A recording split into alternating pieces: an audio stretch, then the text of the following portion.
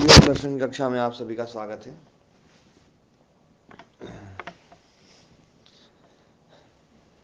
पहले अपना सूत्र जो है 19वां सूत्र जो कल किया था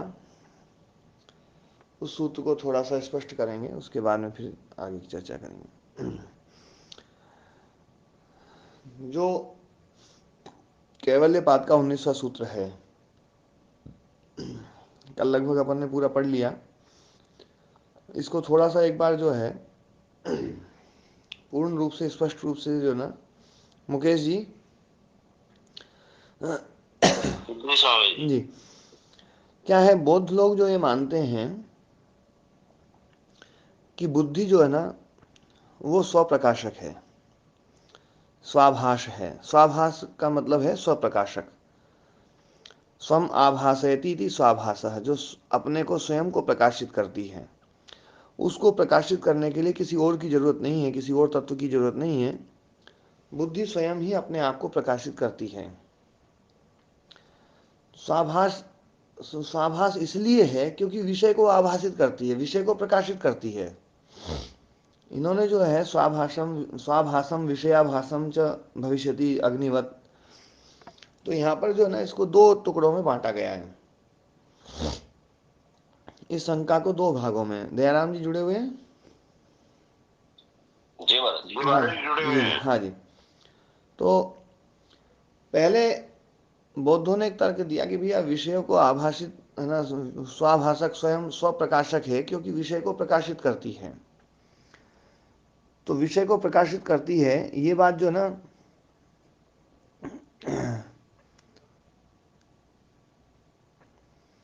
तो बोले ऐसा नहीं है। समाधान पक्ष जो है, मतलब शंका करने वाले व्यक्ति ने कहा कि भैया विषय को प्रकाशित करने से चित्त जो है वो स्वप्रकाशक है। तो समाधान करने वाले ने कहा कि भैया जो स्वप्रकाशक है ना वो खुद किसी का विषय नहीं बन सकता है, वो खुद किसी का विषय नहीं बन सकता। ये बिल्कुल अकाट्य सत्य है। जो स्वप्रकाशक है वो दूसरे का विषय नहीं बनेगा। हमारी यही मान्यता है, आत्म तत्व जो है वो स्वप्रकाशक है, तो किसी भी विषय, किसी भी चीज का विषय नहीं बनता है, किसी भी तत्व का विषय नहीं बन सकता है वो। इसलिए उसको अप्रमेय कहा गया है ना। और बुद्धि जो है वो विषय बनती है। तो बुद्धि विषय बनती है, इसलिए विषय बुद्धि को स्वप्रकाशक नहीं कहा जा सकता। तो इन्होंने कहा बोले ऐसा नहीं है, अग्नि भी विषय बनती है लेकिन अग्नि स्वप्रकाशक है। अग्निवत जो इन्होंने उदाहरण दिया ना, अग्निवत, तो अग्नि भी जो है विषय बनती है या नहीं बनती है? अग्नि महाराज जी दूसरे किसी का विषय बनती है, अग्नि अग्नि का विषय नहीं बनती। हाँ, नहीं, दूसरे का विषय बनती है। और अग्नि स्वप्रकाशक है, स्वयं प्रकाशित करती है, ये बौद्धों ने कहा। जी तो इसका खंडन किया, बोले भैया अग्नि स्वप्रकाशक नहीं है, ज्ञान के प्रकाश से प्रकाशित होती है अग्नि, स्वयं के प्रकाश से प्रकाशित नहीं होती है। प्रकाशित जी मतलब अनुभवित, मतलब अनुभूत होती है। प्रकाशित का मतलब है ज्ञापित होती है, ज्ञेय रूप में बनती है। तो ज्ञेय रूप में बनती है तो बोले ज्ञान के प्रकाश से प्रकाशित होती है वो। कोई व्यक्ति उसको जानता है तब वो ज्ञेय बनती है। ऐसे अग्नि ज्ञेय नहीं बनती है, अग्नि स्वयं प्रकाशित नहीं होती है। स्वयं प्रकाशित होने का मतलब है कि स्वयं को स्वयं से जानना। कोई और ही जानता है तो वहां पर अन्य होता है तब वो, है ना। तो यहां पर ये बात बताना चाह रहे हैं कि ज्ञान का जो प्रकाश है उस प्रकाश से प्रकाशित होने वाली चीजें हैं ये सब। चित्त भी ऐसा ही है, और इसलिए चित्त जो है ना वो स्वप्रकाशक नहीं है। अब यहाँ पर है ना मुकेश जी और आप सभी लोग एक बात का थोड़ा ध्यान दें। ज्ञान की दो कैटेगरी है। ज्ञान शब्द के लिए प्रकाश शब्द का प्रयोग किया गया है यहाँ पर, है ना। प्रकाशश्चयम प्रकाश्य प्रकाशक संयोगे दृष्टा, ऐसा एक वाक्य है तीसरी लाइन में, दूसरी लाइन में। कल मैंने बताया था प्रकाश मतलब ज्ञान। तो ये जो बुद्धि का जो प्रकाश है, बुद्धि का जो प्रकाश है और आत्म तत्व का जो प्रकाश है, दोनों में बहुत अंतर है। यहां पर जो प्रकाश शब्द लिया गया है, वो प्रकाश शब्द लिया गया है, मैं लाइट जला लूं, लाइट चलेगी।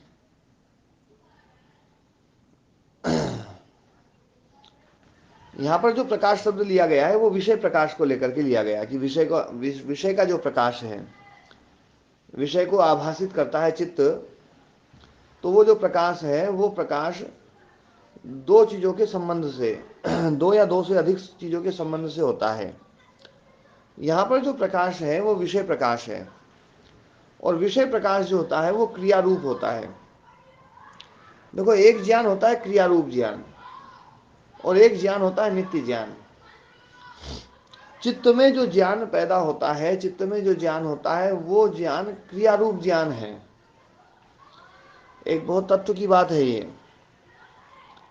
आत्मा के द्वारा जब प्रतिबिंबित होता है चित्त, और चित्त में जब प्रतिबिंब पड़ता है, और चित्त में फिर जो ज्ञान उत्पन्न होता है, वो ज्ञान रजोगुण के कारण से है, वो सत्व का धर्म ज्ञान, लेकिन रजोगुण के कारण से वो ज्ञान क्रिया रूप ज्ञान होता है। इसलिए हमारे चित्त में जितना भी ज्ञान है वो सबका सब क्रिया रूप ज्ञान है। जो भी जन्य ज्ञान, उसको जन्य ज्ञान बोले, जन्य ज्ञान शब्द जो ना, ये क्रिया रूप ज्ञान है। क्रिया रूप ज्ञान जहां जहां होगा वहां परिणाम होगा। ध्यान देने वाली बात है, आत्म तत्व का जो प्रकाश है, उस प्रकाश से है ना प्रकाशित करने का धर्म बन गया है चित्त का, लेकिन वो प्रकाशित करता है तो क्रिया रूप में प्रकाशित करता है। वो आत्म तत्व क्रिया रूप में प्रकाशित नहीं करता है। चित्त जो है वो प्रकाश रूप, क्रिया रूप में प्रकाशित करता है। इसलिए संबंध होता है, प्रकाशक प्रकाशी का संबंध होता है, क्योंकि कोई भी क्रिया होती है, उस क्रिया में कर्ता कर्म करण संप्रदान अपादान अधिकरण, ये जो संबंध हैं, इनकी आवश्यकता है। ये जो प्रकाश है क्रिया रूप प्रकाश, इसमें संबंध की आवश्यकता है। आत्म तत्व में जो प्रकाश है वो क्रिया रूप प्रकाश नहीं है, वो नित्य प्रकाश है। और नित्य प्रकाश होने के कारण से वहां क्रिया नहीं है, और क्रिया न होने के कारण से किसी कारक की जरूरत नहीं है। यही कारण है कि आत्म तत्व को किसी भी क्रिया का न तो कर्ता माना जाता है, न ही किसी क्रिया का कर्म माना जाता है। और इसीलिए आत्म तत्व को अकर्ता कहा गया है। निष्क्रिय पुरुषः, ये जो कहा गया है ना 8वें सूत्र में, जो कहा गया था पहले पाद के 8वें सूत्र में, कि पुरुष जो ना वो निष्क्रिय है, क्रिया रहित है। वो इसीलिए है क्योंकि उसका जो ज्ञान है वो क्रिया रूप नहीं है, परिणामी ज्ञान नहीं है, जन्य ज्ञान नहीं है, पैदा होने वाला ज्ञान नहीं है। और जन्य ज्ञान न होने के कारण से ही चित्त वृत्तियां सदा प्रकाशित होती हैं, इसलिए उसको सदा ज्ञात विषय कहा जाता है। सदा ज्ञात विषयत्व ही उसका जो है ना अपरिणामित्व के बारे में यहाँ पर अनुमान प्रमाण में हेतु दिया था। तो वो जो है सदा ज्ञात विषय केवल और केवल इसलिए है क्योंकि वहां पर जो ज्ञान है वो क्रिया रूप ज्ञान नहीं है। मैंने पहले भी एक बात बताई थी कि ज्ञान जो है ना, आत्म तत्व का ज्ञान और चित्त का जो ज्ञान है उसमें बहुत अंतर है। और वो अंतर ये है कि यहाँ का जो ज्ञान है वो क्रिया रूप ज्ञान है, वहां का जो ज्ञान है वो क्रिया रहित ज्ञान है, वो नित्य ज्ञान है। यहाँ का जो प्रकाश है वो क्रिया रूप प्रकाश है। हम प्रकाश शब्द से जो समझते हैं, जैसे सूर्य का प्रकाश है, दीपक का प्रकाश है, ये क्रिया रूप प्रकाश है। इस क्रिया रूप प्रकाश को स्थान की भी आवश्यकता है, क्रिया की भी आवश्यकता है, और सापेक्ष होने के कारण से ये जो प्रकाश है ये कम ज्यादा भी होता है। जैसे आप मोबाइल में प्रकाश देखते हैं, कई बार आपको जो है ना रात में जलाना होता है मोबाइल, तो आप उसको है ना लो कर लेते हैं उसकी लाइट को जो ना, और जब सूरज का प्रकाश होता है तो उसको तेज करना पड़ता है, नहीं करना पड़ता है? करना पड़ता है महाराज। और तेज करना पड़ता है तो आपको ऐसा नहीं लगता है कि अपन ने है ना जो है ना वो ये तेज हो गया, वो लगता कम ही है। फिर भी कई बार तो इतनी धूप तेज होती है कि फुल कर लो तो भी नहीं दिखाई देता है। ऐसा होता है या नहीं होता है? हाँ हमारा ठीक। तो ये जो प्रकाश है ये सापेक्ष प्रकाश है, अपेक्षा रखता है, इसलिए कम ज़्यादा भी होगा, परिणामी है, काल की अपेक्षा रखता है, स्थान की अपेक्षा रखता है। आत्म तत्व का जो प्रकाश है वो किसी की अपेक्षा नहीं रखता है, न काल की, न आकाश की, न और किसी की, क्योंकि वहां क्रिया नहीं है, वो नित्य प्रकाश है। इसलिए इस प्रकाश से उस प्रकाश की तुलना जो ना करना व्यर्थ है। लेकिन ये बात जरूर समझने की है कि जो है वो जो प्रकाश है, वो प्रकाश जो है वो नित्य प्रकाश, और उस प्रकाश से प्रकाशित जो ना चित्त है, और चित्त प्रकाशित होने के कारण से चित्त ग्राह्य बन रहा है, और चित्त ग्राह्य बन रहा है, दृश्य बन रहा है। इसलिए चित्त स्वाभाषक है ना, स्वप्रकाशक नहीं है, स्वाभास नहीं है। बौद्धों के इस मत का खंडन किया है, और ये भी बतलाया है कि चित्त जो है वो स्वाभाषित होता है, दूसरे के द्वारा भाषित होता है, स्वाभास नहीं है, दूसरे के द्वारा भाषित होता है। ये हम व्यवहार में भी देखते हैं। आप ये देख लीजिए कि चित्त जो है ना, चित्त की सारी वृत्तियां, चित्त का जो व्यापार है, वो व्यापार आपके द्वारा अनुभूत होता है कि चित्त अब ऐसा हो रहा है, चित्त अब ऐसा हो रहा है, चित्त अब ऐसा हो रहा है, अब राग में जा रहा है, द्वेष में जा रहा है, क्रुद्धो हम रागो हम, है ना, अमूत्र में राग, अमूत्र में क्रोध। ये जो उदाहरण दिए ना, ये स्पष्ट करने के लिए दिए हैं कि विषय जो चित्त है ना वो किसी का विषय बन रहा है, और चित्त किसी का विषय बन रहा है। वो जो विषय बन रहा है वो है संघात, जिसका विषय बन रहा है वो संघात है। वो जो संघात है वो आत्म तत्व से है ना, जो है ना, स्वरूप और विरूप, स्वरूप भी है, विरूप भी है। प्रत्यानुपश्य होने के कारण से विरूप है, और है ना जो है आत्मा के द्वारा प्रतिबिंबित होने के कारण से स्वरूप है। इसलिए जीवात्मा का जो स्वरूप है ना वो चित्त से इसलिए पृथक मानना पड़ता है। यदि हम जीवात्मा और चित्त को एक ही मान लें तो फिर चित्त जो है ना वो जीवात्मा का विषय नहीं बन पाएगा, जीवात्मा चित्त को कभी जान नहीं पाएगा। ये बड़े पते की बात है, क्योंकि स्वयं स्वयं को कोई नहीं जान सकता। वो इसलिए नहीं जान सकता है क्योंकि स्वयं स्वयं को हमेशा ज्ञात होता है। ये पते की बात है, स्वयं स्वयं को हमें क्या जानेगा महाराज जी? हाँ, जाने को क्या जाने। इसलिए आत्मा आत्मा को कभी नहीं जानता, क्योंकि आत्मा तो हमेशा ज्ञात है। आत्मा के बारे में इसको इसको ऐसा समझ सकते हैं महाराज जी कि आत्मा आत्मा को नहीं जान सकता, इसका ये तात्पर्य है कि वहाँ क्रिया रूप ज्ञान नहीं हो सकता। हाँ नहीं, क्योंकि उसको वो अज्ञात नहीं है। ये बात पहले योग दर्शन में भी एक बार आई है, और है ना वेदांत में तो ये बहुत बार आती है कि है ना जो है ना आत्मा को कौन जान सकता है। आत्मा वाले दृष्टि तो है ना, आत्मा केन विजानीयात, आत्मा को कौन है ना, वो तो सदा ही ज्ञात है। ये इसमें भी अपने इसमें भी आई है, आत्मा केन विजानीयात कौन से सूत्र पे आई है ना जो है। तो ये बात जो प्रकाश शब्द है ना ये दो प्रकार का है, ये भी समझ लें। ज्ञान भी दो प्रकार का, ये भी समझ लें। इसलिए मैंने उस दिन भी बताया था ये बात कि जो ना केवल ज्ञान ज्ञान मात्र समझने से जो ना आत्मा का स्वरूप का बोध नहीं होगा। इसलिए मैंने उस दिन जो ना प्रकाशक शब्द भी लिया है ना, ज्ञाता भी लिया, दृष्टा भी लिया, और है ना जो है चित्त भी लिया कि चेतन, है ना, ज्योति भी लिया कि वो ज्योति है, ये तमस है, वो ज्योति रूप है। ये तमस इसलिए है क्योंकि इसमें जो प्रकाश है ना वो प्रकाश क्रिया रूप प्रकाश है, और जहाँ क्रिया है वहाँ तमस जरूर रहेगा, क्योंकि क्रिया है तो क्रिया की निवृत्ति होगी, क्रिया की निवृत्ति ही तमस है। तमोगुण जो है ना वो क्रिया की निवृत्ति, जहाँ क्रिया है ना जन्य मतलब क्रिया की निवृत्ति जरूर होगी, ये बिल्कुल पक्का है। क्रिया है तो क्रिया की निवृत्ति जरूर होगी, ये तो बिल्कुल सिद्धांत है ना जी, जी महाराज। है ना। ये तो वैज्ञानिक सिद्धांत, मतलब जो है ना क्रिया है तो किसी फोर्स से है, वो फोर्स खत्म, क्रिया खत्म, और क्रिया कम ज्यादा तो होगी होगी, है ना जो है। तो क्रिया जहाँ है वहाँ तमस जरूरी है। तो इसलिए आत्मा परमात्मा में हम इसलिए क्रिया नहीं डालते हैं। मैं इस चीज को बार बार जो है ना, मतलब क्रिया रहितता को मैं बिल्कुल बहुत स्पष्ट रूप से जो ना खंडित कर रहा हूं। और क्रिया डालने से बड़ी दिक्कत भी खड़ी हो जाएंगी, इसलिए क्रिया रहित ही मानना अपने को ज़्यादा अच्छा है। ये बिल्कुल पक्का हम मान लें तो है ना, जो है स्वामी जी वो क्या ढूंढना है हमें, कौन सा वाक्य आपने बताया था? आत्मा वा है ना, नहीं है ना, आत्मा वा के न है ना, मैं बोला था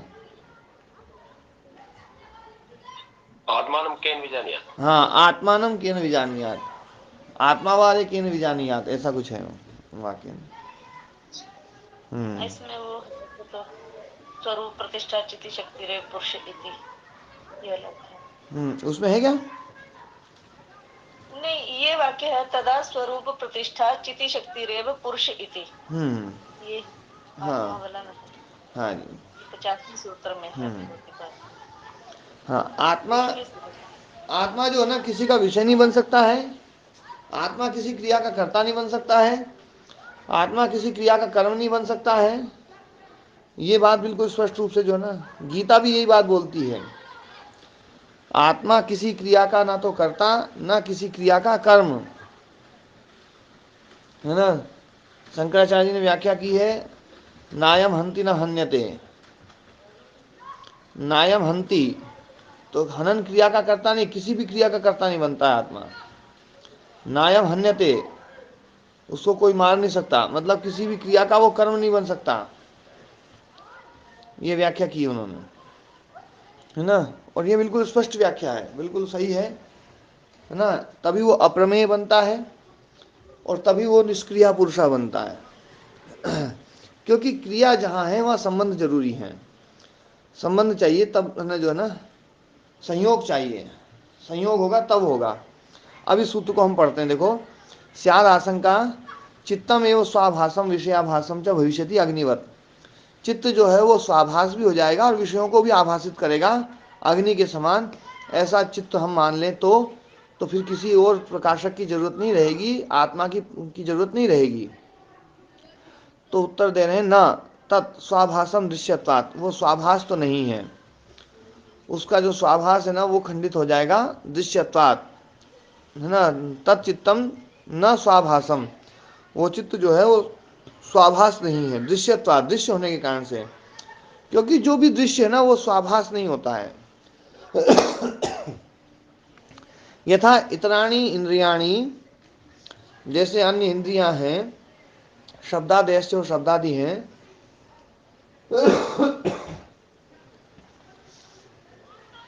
न स्वाभासानी, वो स्वाभास नहीं है। क्योंकि यदि ये चित्त भी स्वाभास हो जाए विषयों को पकड़ने के कारण से, तो इंद्रियां आदि भी स्वाभास हो जाएंगी फिर तो, है ना। क्योंकि वो भी है ना चीजों को पकड़ने में है ना प्रकाशित तो करती हैं वो भी। तो न स्वाभासानी तथा मनोपि प्रत्यतव्यम, ऐसा मन को भी समझना चाहिए। शब्दादि भी स्वाभाषित हो जाएंगे, क्योंकि शब्दादि जो है ना वो आकाश को, आकाश आदि पंच महाभूतों को आभाषित करते हैं जी, करते हैं या नहीं करते हैं? जी महाराज जी करते हैं, है ना। जैसे इंद्रियां ज्ञान को प्रकाशित करती हैं, वस्तुओं को प्रकाशित करती हैं, जैसे इंद्रियां जो है ना घट पट आदि इनके सबके रूप को, सब शब्द आदि को प्रकाशित करते हैं। फिर रूप आदि जो चीज़ है ना वो है ना पंच महाभूतों को प्रकाशित करता है। जैसे रूप जो है ना पृथ्वी को है ना प्रकाशित करता है, गंध जो है वो वायु को प्रभाव है ना प्रकाशित करता है। इसी प्रकार से रस जो है वो जल को प्रकाशित करता है। इसी प्रकार से जो ना स्पर्श जो है वो है ना जो है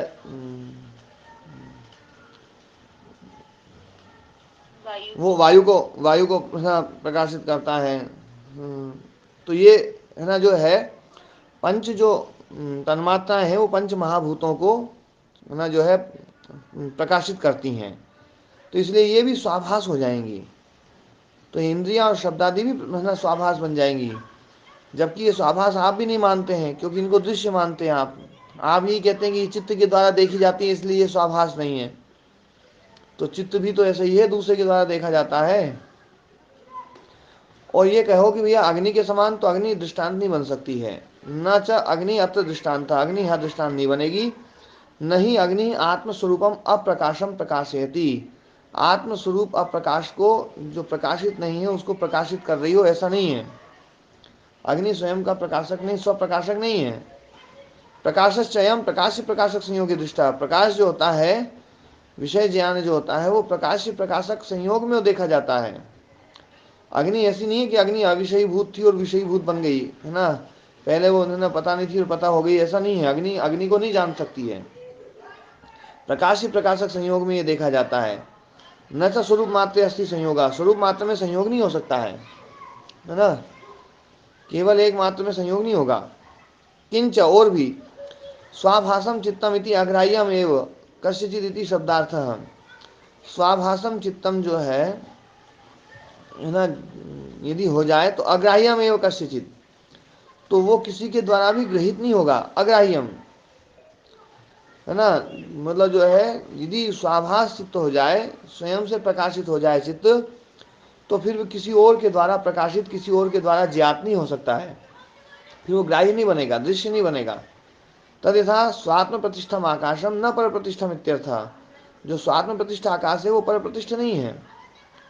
स्वबुद्धि प्रचार, यहाँ पर इन्होंने ये बात कही है, स्वाभास शब्द का अर्थ जो है ना, इन्होंने ये बात कही, पहले बौद्धों ने अर्थ ये कर दिया था स्वाभास शब्द का अर्थ, कि स्वाभास का मतलब है जो विषयों को आभासित करता है, स्वयं स्वयं विषयों को आभासित करता है, इसलिए स्वाभास है। तो इन्होंने कहा बोले ऐसा नहीं है, स्वाभास का मतलब है कि जो स्वयं ही आभासित होता है, दूसरा कोई उसको आभासित नहीं कर सकता है, वो स्वयं ही स्वयं, है ना। हाँ जी महाराज जी, ये जो वाक्य है किंच स्वाभासम चित्तम इति अग्राह्यम एव कस्यचित् इति शब्दार्थ, यह शब्दार्थ है, कोई से कैसे जोड़ रहे हैं, है ना, इति शब्दार्थ, ये शब्द का अर्थ है, मतलब जो है ना स्वाभास शब्द का अर्थ जो है ना, स्वाभास शब्द का अर्थ अग्राह्यम एव कस्यचित्, ये शब्दार्थ है है ना, कि स्वाभासम का मतलब हो गया कि वो किसी के द्वारा ग्राह्य नहीं होगा। बौद्धों ने इसका अर्थ ये किया था कि स्वाभासम का मतलब है विषयाभासम, जो विषयों को आभासित करता है वो स्वाभास है। तो ये बोले कि नहीं ऐसा नहीं है, शब्दार्थ तो ये होगा कि वो अग्राह्यम, जो स्वाभास होता है वो अग्राह्य होगा। जैसे आत्म तत्व है वो स्वाभास है, तो स्वाभास है तो वो अग्राह्य है, किसी के द्वारा गृहीत नहीं होता है ना। यानी शब्दार्थ का मतलब स्वाभास जो शब्द है इसके विषय में कहते हैं। हाँ, इस शब्द के बारे में जी है ना, तो वो अग्राह्य में वो है ना।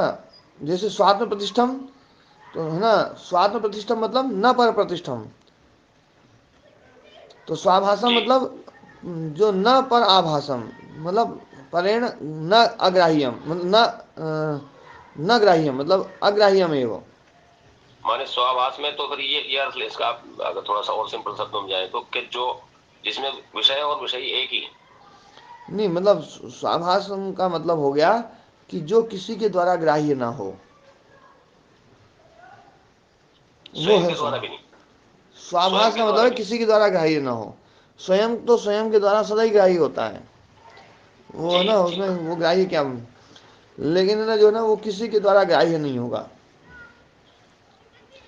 स्वयं तो स्वयं को जानता ही है, उसको जानने, उसको ग्राह्य बनाने की क्या जरूरत है। लेकिन चित्त जो ना ग्राह्य होता है, हम चित्त के बारे में जानते हैं, चित्त अब देखो मैं भी क्रुद्ध हो गया, मैं राग में आ गया, मैं अब द्वेष में आ गया, अब मैं डर गया, तो ये सब जो है ना, ये तो ग्राह्य रूप बन ही रहा है। यही देखो यहाँ पर उत्तर दिया है ना। जैसे स्वप्रतिष्ठम, स्वप्रतिष्ठम मतलब न पर प्रतिष्ठम, न पर प्रतिष्ठम, स्वप्रतिष्ठम, स्वात्म प्रतिष्ठम मतलब स्वप्रतिष्ठम, तो स्वप्रतिष्ठम आकाशम, तो स्वप्रतिष्ठम का अर्थ क्या हो गया कि न पर प्रतिष्ठम, पर प्रतिष्ठा नहीं है। तो स्वाभासम मतलब न पर आभासम, न पर आभासम मतलब अग्राह्यम, समझ गए, ये शब्दार्थ हो गया। हाँ, स्वबुद्धि प्रचार प्रति संवेदनात् सत्वानां प्रवृत्ति दृश्यते, जबकि देखा तो ये जाता है प्राणी जो है सत्व स्वबुद्धि प्रचार प्रति संवेदनात्, अपनी बुद्धि मतलब चित्त के प्रचार व्यापार के प्रति संवेदन से, है ना, प्राणियों की प्रवृत्ति देखी जाती है। मतलब वो ग्राही रूप बनता है, ये देखा जा रहा है कि उसका जो प्रचार, उसका जो व्यापार है, उसका प्रति संवेदन होता है, उसको लोग देखते हैं, उसको लोग, है ना ग्रहित करते हैं, और ग्रहित करके उनकी प्रवृत्ति देखी जाती है कि क्रुद्धो हम भीतो हम अमूत्र में रागो अमूत्र में क्रोधा इति एतत् स्वबुद्धि अग्रहणे न युक्तम इति, है ना। तो ये जो है ना,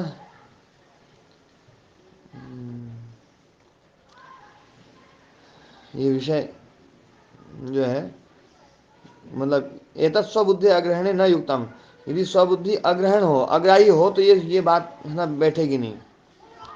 यदि बुद्धि जो है वो अग्राह्य ना जो है हो जाए, तो ये बात नहीं बैठेगी। ये बात समझ में आई जी महाराज जी। ना मुकेश जी? अगर स्वबुद्धि अग्राह्य हो जाएगी तो फिर ये संभव ही नहीं है कि हाँ, मैं कि कोई इसमें इसको ग्रहण करे कि मैं राग में आ गया, मैं देश में आ गया, ये कोई ग्रहण करने वाला जो है ना विषय फिर खत्म हो जाएगा, जी जी जी है ना। महाराज। हाँ हाँ जी। स्वामी जी, ये सूत्र जैसे दृष्टा दृष्टि मात्र शुद्धोपि प्रत्यानुपश्य है, उसके जैसा लग रहा है, कुछ कठिन सा। हाँ नहीं, कठिन तो सारे सूत्र कठिन, वैसे तो क्या है, हाँ अभी जी, तो पर इस सूत्र की भी जो ऐसा ना, होता है कि इस जी सूत्र में इतना जो खोला है ना, वैसे तो, है ना दयाराम जी, इतना तो शायद आज तक नहीं खुला होगा आपको भी ना, जो है ना, जी महाराज। है ना। लेकिन ये सूत्र अभी और भी खुलेगा, जी कभी जो दूसरी बार जी पढ़ेंगे, तीसरी बार पढ़ेंगे, तो कुछ और भी खुलेगा इसमें, और नई चीज आएगी। ये योग दर्शन तो है ना, कितनी बार पढ़ लो, इसमें तो निकलता ही जाता है, निकलता ही जाता है। मतलब वास्तव सही में महाराज। बहुत मेहनत करी थी। मेरे को ऐसा लगता है कि, है ना, जो है ना, मतलब आज के हिसाब से यदि हम जो ना एक सूत्र पर एक साल मेहनत करें, और उसको रोज देखें, तो कुछ ना कुछ और नई चीज निकाल के लो, और कुछ नई चीज क्या सोचें, इतना जो है ना चिंतन उन ऋषियों ने किया होगा, और उससे भी ज्यादा ही किया है। एक एक सूत्र पर बहुत चिंतन है उनका। हम्म। जी महाराज। जी हाँ जी। महाराज। अच्छा, वो गीता के बारे में जो बताने की बात थी, उस दिन हाँ जी कोई विषय महाराज। चला था, वो जी विषय क्या चला था, वो विषय बताओगे तो मैं गीता के बारे में बता पाऊंगा, नहीं तो जो है ना, मैं गीता के बारे में यूं तो बोल दूंगा, लेकिन जो है ना, वो उस दिन विषय क्या था, जिस जिस विषय के कारण से मैं कुछ बताना चाह रहा था। आदरणीय राम कुमार जी में सहयोग करेंगे जी, हम तो नहीं भूलवा नहीं, देंगे। वो विषय क्या था, वो जो है ना मुकेश जी बता सकते हैं, कि और तो कोई नहीं बता पाएगा। स्वामी जी, वो सुन के बताना पड़ेगा, वो तो अभी तो याद नहीं है। जी जी। वो ऐसा था जी, चित्त आत्मा के बारे में चर्चा है ना, वो तो गीता में है, और चित्त के बारे में चर्चा ना योग दर्शन कर रहा है। इसमें ये थी कि ये चित्त योग दर्शन है ना, वो आत्मा को प्रमुखता नहीं दे रहे, ये बात समझोगे तो गीता के लिए जाना पड़ेगा, ये था। हाँ, उस दिन तो उपनिषदों के बारे में चर्चा फिर चली थी, कि आत्मा को देखना है तो उपनिषद जो है ना, तो उस दिन मतलब जो है ना चर्चा साथ, जैसे मेरे को ध्यान आ रहा है कि मतलब जो है ना, न्याय वैशेषिक जो है, वैशेषिक दर्शन जो है ना, वो तत्व के बारे में बतलाता है, पदार्थों के बारे में, भूतों के बारे में। न्याय दर्शन जो है वो इंद्रियों के बारे में बतलाता है, प्रमाण, प्रमाण को लेकर के ज़्यादा चर्चा करता है। और योग दर्शन जो है ना, वो चित्त के ऊपर, और वेदांत आत्मा के ऊपर, वेदांत आत्मा के ऊपर चर्चा करता है। और जो है उपनिषद, सारे के सारे उपनिषद जो हैं, वो भी आत्मा के बारे में चर्चा करते हैं, आत्मा बाहर द्रष्टव्य। और आत्मा के बारे में जो चर्चा होती है, यदि किसी को आत्म तत्व के बारे में बोध हो जाए, तो निश्चित बात है कि वो जो है ना, ये पंच महाभूत या इंद्रियां या जो चित्त है, इनका जो बंधन है, इसके बंधन से वो अपने आप को, है ना, मुक्त समझेगा। महाराज जी, इस विषय में एक वाक्य आता है बृहदारण्यक में, आत्मानम चेत विजानीयात किमिच्छन कस्य कामाय शरीरम अनुसंजुरेत। हाँ, अभी मैं ये जो है ना, इसी बात को मैं वो स्थापित करूंगा, कि जो है, जो आत्म तत्व को समझ लेता है, तो वो शरीर के जो संबंध हैं आदि, ये सब संबंध हैं, इन संबंधों को जो है ना, वो पीछे छोड़ देता है। देखो अर्जुन की मनस्थिति को समझो जरा। ये तो बिल्कुल पक्का है, ये ऐतिहासिक घटना है कि अर्जुन वहां पर जो है लड़ने से डरा है, और इसलिए डरा है, लड़ाई से डर नहीं है, उसको डर इस बात का लगा कि ये तो सब बंधु बांधव है, इनसे कैसे लड़ूंगा, इनको कैसे मारूंगा। वो योद्धा ऐसा था जो मतलब लड़ाई से डरने वाला नहीं था, कितने युद्ध कर चुका था, बहुत युद्ध कर चुका था, और आज तक मतलब कभी भी एक युद्ध भी वो हारा नहीं था। बड़े बड़े योद्धाओं से जो ना मतलब जो है कर्ण आदि योद्धाओं को बहुत बड़ा माना जाता, आजकल माना जाता, पहले तो नहीं मानते थे, पर आजकल क्या है, कर्ण को बहुत ही बड़ा चढ़ा करके प्रस्तुत किया जाता है। लेकिन अर्जुन के साथ में कर्ण के न जाने कितनी बार युद्ध हुए, कभी भी अर्जुन कर्ण जो ना जीता नहीं है। और कवच कुंडल सहित वाला जो बात बताते हैं, भैया कवच कुंडल था, तो कवच कुंडल सहित भी था वहाँ पर जो है विराट नगर में। तो वहाँ पर अर्जुन ने कर्ण के भाई को ही मार दिया, सगे मतलब जो ना उस जो जिस माँ ने पाला था उसका जो एक बेटा था, उस भाई को उसके सामने मार दिया, तो भी कर्ण जो ना कुछ नहीं कर पाया। कर्ण है ना जो ना हार करके परास्त होकर के भागा था, है ना जो है। तो इतना बड़ा योद्धा, इतना बड़ा महारथी जो है ना, जो है ना कर्ण को द्रुपद ने हराया था, सात्विकी ने हराया, नहीं यानी कितने योद्धाओं ने कर्ण को हराया, उन सबको भी अर्जुन ने कितनी कितनी बार हराया है। द्रुपद को बंदी बना करके ले आया था अर्जुन। तो वो सब प्रसंग देखते हैं अपन, है ना। गंधर्वों ने कर्ण को हराया, उन गंधर्वों को अर्जुन ने तुरंत हरा दिया, फटाक से, तुरंत, मतलब बहुत सहज रूप से। तो इतना बड़ा योद्धा केवल युद्ध से नहीं डर रहा है, वो ये डर रहा था कि है ना जो है ये सब बंधु बांधव हैं और ये गुरु हैं, उनके प्रति बड़ी श्रद्धा थी उसकी। पितामह भीष्म के प्रति बहुत श्रद्धा थी, है ना। गुरु द्रोणाचार्य के प्रति बहुत श्रद्धा थी, कृपाचार्य के प्रति बहुत श्रद्धा थी। और फिर वो थोड़ा सा समझदार था, वो जानता था कि यार ये सब जो है ना बंधु बांधव है, ठीक है चलो गलत हैं, लेकिन है तो अपने मित्र है ना जो ना अपने भाई बंधु आदि, इनके सब बच्चे हैं, इनकी पत्नियां हैं, है ना, वो सब क्या कहेंगे इनको मारने पर जो है ना। तो ये जो है ना जो उसके भीतर इस प्रकार का जो भय आया, जो मोह के कारण से जो भय आया, और उससे वो थर थर काँपा है, मतलब जो है ना कि मैं खड़ा नहीं हो पा रहा हूँ, मेरे हाथ से गांडी छूट रहा है ना, मेरा मन घूम रहा है ना। न च शक्नोमि अवस्थातुं भ्रमति व च मे मनः, है ना। गांडीवम संसते हस्तात् त्वक्चैव परिदह्यते वेपथुश्च शरीरे में रोम हर्षस्य जायते, ये गीता के श्लोक हैं, है ना। कि मतलब तो ये घटना जो है ना, ये घटना तो बिल्कुल ऐतिहासिक घटना है और सत्य घटना है कि अर्जुन इस प्रकार से भयभीत हुआ है, और भगवान कृष्ण ने उसको जो ज्ञान दिया है, तो उस ज्ञान ने उसको वापस खड़ा कर दिया है। और उस ज्ञान ने उसको जो है ना मतलब जो शरीर के जो संबंध थे, उन संबंधों से लड़ने का जो है ना कि उनसे भी वो लड़ गया और उनको भी मार दिया, जो अपने प्रिय थे पितामह, उनको भी धर्म की रक्षा करते हुए, कर्तव्य की रक्षा करते हुए, उनको भी सरसैया पे उसने लिटा दिया। तो ये मतलब उस ज्ञान में कुछ ना कुछ तो ऐसी मतलब विशेष खासियत थी, और इतना अद्भुत ज्ञान। अब आप ही सोचो, देखो मैं चाहे कितना ही बड़ा ज्ञान देने वाला बन रहा हूँ, लेकिन आपके घर वाले लोग है ना जो है ना यदि गलत दिशा में जा रहे हैं या कोई पाप कर रहे हैं, तो मैं चाहे कितना ही अच्छा ज्ञान दे दूं, भैया इसको मार दो, तो आप लोग नहीं मार सकते हो। कि मार सकते हो? आप अपने ऊपर घटा के देखो जी, है? आज तो स्थिति नहीं है। हाँ, कोई नहीं मार सकता। मतलब अपना जो ज्ञान देने का जो है ना वो कुछ भी नहीं है। भगवान कृष्ण ने क्या ज्ञान दिया होगा उसको कि वो उन सबको मारने के लिए खड़ा हो गया। इसका मतलब उस ज्ञान में जो है ना विशेष ताकत है। तो गीता जो है ना, गीता में जो आत्म तत्व के बारे में जो चर्चा है, उसके कारण से वो जो है ना अर्जुन खड़ा हुआ है मारने के लिए, ऐसे नहीं खड़ा हुआ वो। तो वो सारा का सारा जो है ना उपनिषदों का निचोड़ है। वो उपनिषदों का जो निचोड़ है ना, उसके कारण से जो है ना अर्जुन को वो आत्मबोध हुआ है कि भैया वास्तव में आत्मा ही सब कुछ है। और जिस व्यक्ति को आत्मा के बारे में पता चल जाए, तो वो है ना व्यक्ति जो है ना इन संबंधों के मोह में नहीं फंसेगा, ये बिल्कुल यथार्थ है। देखो अर्जुन जो है ना, अर्जुन पात्र था, सुपात्र था अर्जुन। और कई बार कुछ ज्ञान जो है ना शब्दों से दिए जाते हैं, कई बार कुछ ज्ञान जो है ना शब्द की जरूरत नहीं होती, कुछ ज्ञान जो है ना सीधा भी दिया जाता है। हम सीधा भी ज्ञान जो है ना कई बार ले लेते हैं।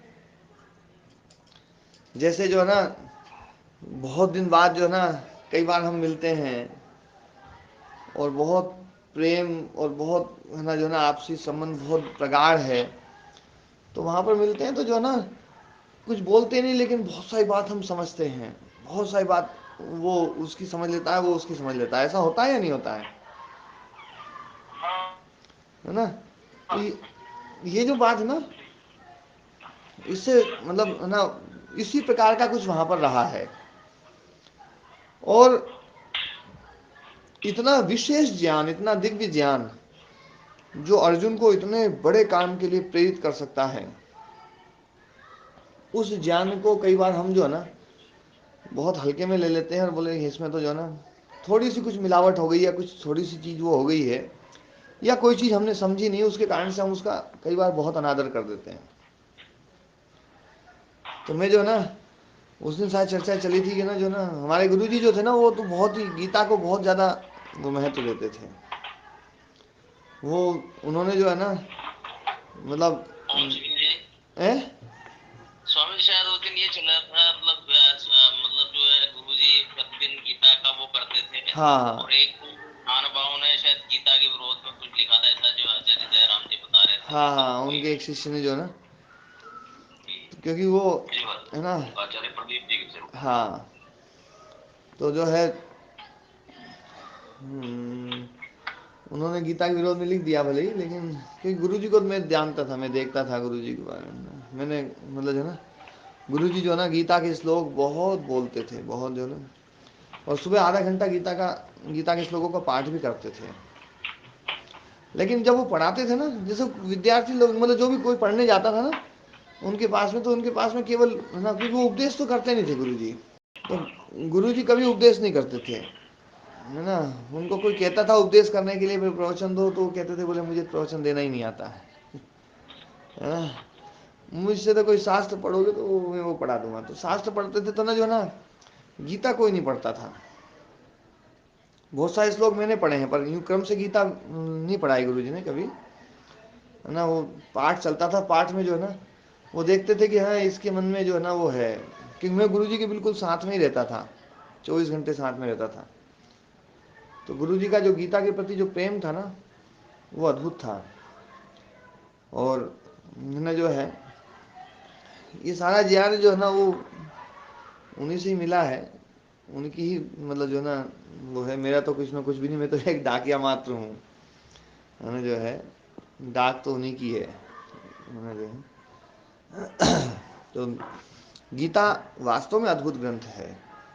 गीता को जो ना गीता में जो आत्म विषयक जो ज्ञान है वो सारा जो ना बहुत विशेष है। कुछ चीज़ें जो आप लोगों को समझ में नहीं आती हैं तो उस चीज़ को कुछ समय के लिए छोड़ करके समझने का प्रयास करो गीता को। और है ना गीता की व्याख्याएं करने वाले लोगों ने भी कुछ व्याख्याएं है ना गलत ढंग से करी हैं, तो इसलिए वो भी थोड़ी सी गड़बड़ हो गई है। लेकिन गीता जरूर पढ़नी चाहिए, मैं तो ये कहता हूँ, क्योंकि गीता एक ऐसा ग्रंथ, ऐसा ज्ञान है, ऐसी टॉनिक है कि जो भागते हुए आदमी को, मोहग्रस्त आदमी को, कांपते हुए आदमी को, जिसके हाथ से धनुष छूट गया ऐसे आदमी को है ना फिर से खड़ा कर देता है। मतलब है ना ऐसा ज्ञान जो है ना वो ऐसा टॉनिक है, अद्भुत है गीता। आज पाठ को ही विराम देंगे। ओम प्रणाम। ओम प्रणाम। ओम नमस्ते जी, सभी को नमस्ते। ओम प्रणाम जी। ओम